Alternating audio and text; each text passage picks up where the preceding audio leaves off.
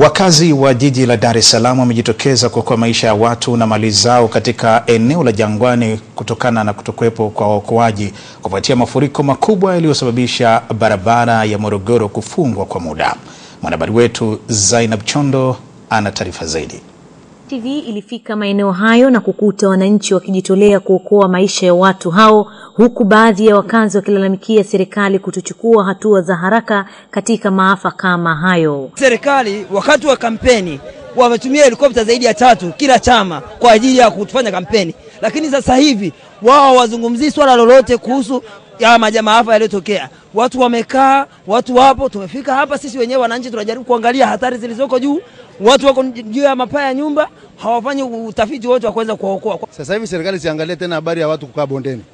Ifanye mpango wa kuja haraka kuondoa wale watu ambao wako mabondeni kwa ajili ya kuokoa maisha ya wananchi.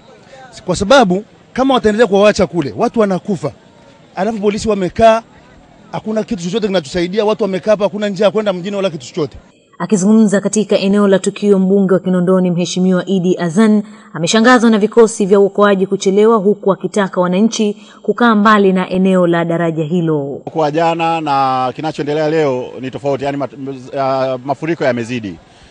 Tunahangaika sio hata tusaidie tufanye nini, kwa sababu kuna watu wako juu ya mapaa ya nyumba, kuwafikia kuwatoa hatuwezi. Tunajaribu kuomba misaada, helikopta hazipatikani, boti hazipatikani, kwa hiyo tumekaa tu hatujui cha kufanya kwa kweli. Mkuu wa wilaya ya Kinondoni Jordan Ndugimbana amesema serikali inafanya kila jitihada kuokoa hali hiyo. Hii ni moja ya jambo ambalo tunataka Watanzania waweze kuelewa. Kwanza tungewaomba sana wale ambao bahati nzuri wapo katika makazi ambayo hajaathirika watulie majumbani badala ya kukimbia kwenye maeneo ambayo ni hatarishi. Kwa mfano hivi sasa mnaona watu wengi wanakuja kuangalia na kushangaa. Ni hatari kubwa kwao kwa sababu hatujajua kasi ya maji yanayokuja, hatujajua hata uimara wa daraja hili ambalo tumesimama ukoje. Kwa hiyo nitumie nafasi hii kuomba Watanzania wasikimbilie kwenye maeneo ya hatari. Nikiripoti kutoka eneo hili la Dar es Salaam, Zainab Chondo, ITV.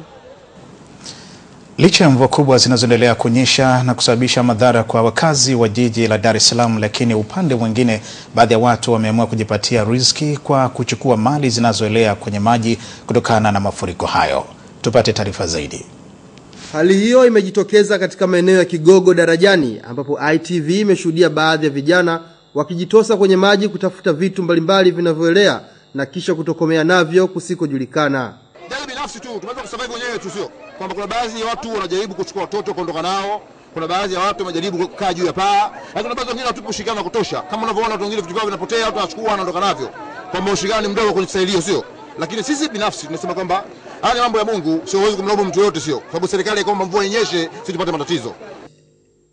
Mvua iliyoanza kunyesha leo alfajiri imekuwa na madhara makubwa kwa wakazi wa eneo hilo, pengine kuliko mvua iliyonyesha jana, baada ya kusababisha baadhi ya nyumba kubomoka na mali nyingi kupotea.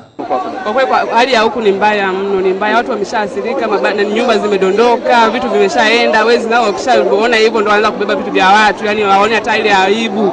Yani kwa kweli hali ni mbaya, sio nzuri kwa kweli, kiwastani sio nzuri. Watu majumba yamejaa maji, kila kitu kimejaa maji. Hamna hata raha. Unapoona hivi watu wanabeba vitu vya watu, wanabeba tu, wanachukua tu, aone hata ile aibu. Ni kweli kama mnavyoona wenzetu huko tu wanaendelea kufanya kazi yao. Kuna vitu vinakuja vimeelea tu, au kazi yao ni kuchukua tu. Na kuna vitu vya muhimu tu. Watu wengine wametoka na matroli, wengine wametoka na makochi, wengine ni vitu vizito kusema kweli tu. Kama unavyoona hili ni eneo la Kigogo Darajani ambalo limeendelea kuathirika na mvua kubwa zinazoendelea kunyesha tangu hapo jana. Nikiripoti kutoka eneo hili jijini Dar es Salaam, mimi ni Jimmy Tala wa ITV. Zoezi la uokoaji wa wakazi wanaoishi karibu na mto Msimbazi eneo la Kigogo Sambusa limekuwa gumu kufuatia mvua inayoendelea kunyesha na kusababisha mawasiliano kukatika, na hivyo wananchi na magari kushindwa kupita. Tujiunge na mwandishi wetu Esther Sangai kwa taarifa zaidi. Ya eneo ni lile la barabara ya Kawawa, eneo la Kigogo Sambusa, ambapo daraja lililoko katika eneo hilo limefunikwa na maji, huku nyumba zilizoko pembeni mwa mto Msimbazi kufunikwa kabisa na maji. Baadhi ya wakazi wa eneo hilo wamesema mafuriko hayo pia yamechangiwa kwa kiasi kikubwa na utupaji wa takataka kwenye kingo za mito karibu yote inayopeleka maji baharini. Yaani kwa kweli ndugu zangu, hali ni mbaya kupita maelezo, kwa sababu jinsi maji yalivyoanza kuja watu walichukulia labda yataweza kupita tu kama alivyoweza kupita jana, lakini sivyo, imekuwa ni tofauti. Maji yamekuja yamejaa mpaka juu ya bati, vitu watu wameshindwa kuokoa. Yani kilichotokea kwa kweli hapa, nafikiri kutakuwa na madhara makubwa yametokea, hasa kwa binadamu wenzetu, atakuwa wamekufa. Haya mambo yote yametokea, unajua maji yatokei hapa, maji yanatokea Kibaha.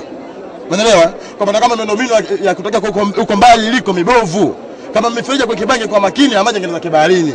Sasa kwa miundombinu mibovu, mifereji imeshindwa, matokeo yake maji yametoboa, yameondoka nafika mpaka huku. Toka ianze El Nino ya mwaka 2004 kwa kweli kwamba hatujaona habari kama hii, na hatuelewi haya maji kwamba yametokea wapi, na mvua iliyonyesha hayana kiwango kwamba cha kuweza kuleta maathari kama haya.